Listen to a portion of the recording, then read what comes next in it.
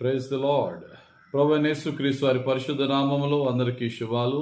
ఈరోజు మన అనుదిన ఆత్మీయాహారంగా పరిశుద్ధ గ్రంథం నుండి అపోస్తులైన పౌలు కొరింథీ సంఘానికి రాసిన మొదటి పత్రిక 14వ అధ్యాయము 40వ వచనాన్ని ధ్యానించుకుందాం. సమస్తమును మర్యాదగాను క్రమముగాను జరగనీయుడి. సమస్తమును మర్యాదగాను క్రమముగాను జరగనీయుడి అంటే ప్రతిదీ నువ్వు ఏది చేసినా ఒక డీసెంట్ వేలో, ఒక ఆర్డర్లో చెయ్యాలి అని వాక్యం చెప్తుంది. ఒక ఆర్డర్ దేవుడు పెట్టాడు, ఒక పద్ధతి దేవుడు పెట్టాడు. ఏ ఆర్డర్లో మనం చేయాలి, ఏది ముందు ఏది తర్వాత అనే ఆర్డర్ని మనం తెలుసుకోవాలి. ఒక 5 విషయాల్లో మనము ఏది ముందు ఏది తర్వాత అనేది మనం తెలుసుకోవాలి. మొట్టమొదటిగా దేవుడు ముందు, సమస్తము తర్వాత అనేది తెలుసుకోవాలి. Let us put God first in our life.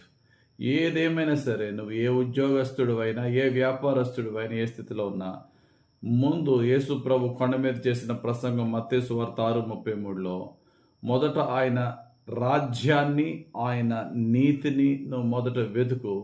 తర్వాత నువ్వు ఏమైతే ఆశిస్తున్నావో, ఏమైతే చింతిస్తున్నావో అవన్నీ నీ దగ్గరికి అవే వస్తాయి. ముందు దేవునికి మొదటి స్థానం ఇవ్వని యేసయ్య చెప్తున్నాడు. కాబట్టి put God first and then everything else next.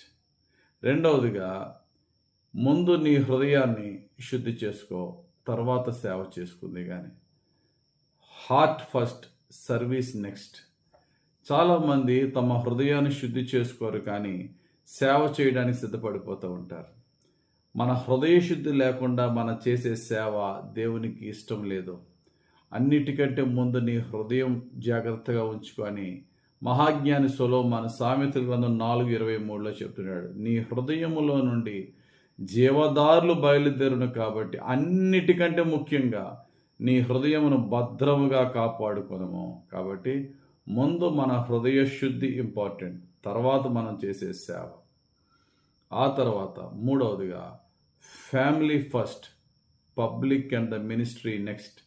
అనగా కుటుంబము మొదటి స్థానం ఇవ్వాలి. తర్వాత లోకమంతా ఏదన్నా నువ్వు సమాజ సేవ ఏదన్నా చేసుకో, ముందు కుటుంబానికి మొదటి ప్రాధాన్యత ఇవ్వి అని వాక్యం చెప్తుంది. అందుకనే తెలుగులో సామెత ఉంటుంది కదా, ముందు ఇంటను గెలిచి తర్వాత రచ్చగలమని. బైబిల్లో భక్తుడైన పౌలు అతని ఆత్మీయ కుమారుడు తిమోతితో ఏమన్నారు చూడండి. మొదటి తిమోతికి రాసిన మొదటి పత్రిక 5:8లో, ఎవడైనను స్వకీయులను, విశేషముగా తన ఇంటి వారిని సంరక్షింపకపోయిన ఎడల వాడు విశ్వాస త్యాగము చేసిన వాడే అవిశ్వాసి కన్నా చెడ్డవాడై ఉండును. తన ఇంటి వారిని సరైన విధంగా సంరక్షించకుండా, చర్చిలో నేను ఎంత సేవ చేస్తున్నాను, సమాజంలో నేను ఎంత సేవ చేస్తున్నానంటే, అటువంటి వాడు అసలు విశ్వాసాన్ని విడిచిపెట్టి అన్యుడిగా ఉండిపోవడం బెటర్ అంటున్నాడు. వాడికంటే అన్యుడే బెటరు. ఎందుకంటే దేవుడు కుటుంబానికి అంత ప్రాధాన్యత ఇచ్చాడు. కాబట్టి మొట్టమొదటిగా దేవునికి మొదటి స్థానం ఇచ్చి తర్వాత అన్నిటికీ తర్వాత స్థానం ఇవ్వాలి. రెండవదిగా హృదయ శుద్ధికి మొదటి స్థానం ఇచ్చి సేవకు తర్వాత స్థానం ఇవ్వాలి. మూడవదిగా కుటుంబానికి మొదటి స్థానం ఇచ్చి తర్వాత సమాజానికి తర్వాత రెండవ స్థానం ఇవ్వాలి. కాబట్టి కుటుంబాన్ని ఎవరు కూడా నిర్లక్ష్యం చేయకూడదు. నాలుగవదిగా, ఎవరన్నా దేవుని దగ్గర నుండి దీవెన, ఆశీర్వాదం ఆశిస్తున్న వారైతే ఆశించే దీవెన కంటే ముందుగా దేవునికి విధేయత, ఒబీడియన్స్ ఫస్ట్, బ్లెస్సింగ్ నెక్స్ట్. దేవునికి మనం విధేయత ఎప్పుడైతే చూపిస్తామో అప్పుడు సమస్త ఆశీర్వాదాలు మన దగ్గరికి వస్తాయి. యెషయా గ్రంథం 1వ అధ్యాయం 19వ వచనంలో అంటారు, మీరు సమ్మతించి నా మాట వినుని ఎడల మీరు భూమి యొక్క మంచి పదార్థములను అనుభవింతురు. నా మంచిని నువ్వు అనుభవించాలనుంటే ముందు నా మాటకు సమ్మతించి విధేయత చూపించు. Obedience first, blessing next. కాబట్టి మన జీవితంలో దేవునికి ఎలా విధేయత కలిగి ఉన్నాము. ఆ తర్వాత ప్రమోషన్ కావాలి అంటే, మన జీవితంలో అభివృద్ధి కావాలంటే బైబిల్ చెప్తుంది, చిన్న దాంట్లో నమ్మకంగా ఉండు, ముందు గొప్ప వాటిని నేను నీకు ఇస్తానంటున్నాడు దేవుడు. అది లేదే, ఇది లేదని బాధపడద్దు. నీకున్న చిన్న దాని మీద శ్రద్ధ వహించు. ఇది ఒక ఆర్డర్. ఇది చిన్నదాని మీద నీవు నీ యొక్క నమ్మకమైన జీవితాన్ని దేవునికి చూపించకపోతే దేవుడు గొప్ప దేవుడు. అదే లోకాసు వార్త 16:10లో ఉంటుంది. మిక్కిలి కొంచెములో నమ్మకంగా ఉండువాడు ఎక్కువలోనూ నమ్మకముగా ఉండును. మిక్కిలి కొంచెములో అన్యాయంగా ఉండువాడు ఎక్కువలోనూ అన్యాయంగా ఉండును. కాబట్టి ఈ ఆర్డర్ని మనం చక్కగా ఫాలో అవుదాం. ఏంటి ఆర్డర్ అండి? ముందు దేవునికి మొదటి స్థానం ఇద్దాం, తర్వాత దేనికైనా. తర్వాత హృదయ శుద్ధి చేసుకుందాం, తర్వాతే సేవ చేసుకుందాం. ఆ తర్వాత మూడవదిగా కుటుంబానికి మొదటి ప్రాధాన్యత ఇద్దాం, సమాజానికి తర్వాత ప్రాధాన్యత ఇద్దాం. ముందు విధేయతకు ప్రాధాన్యత ఇద్దాం, ఆ తర్వాత బ్లెస్సింగ్స్ అనే దీవెన అనేది మన వెంటే వస్తాయి.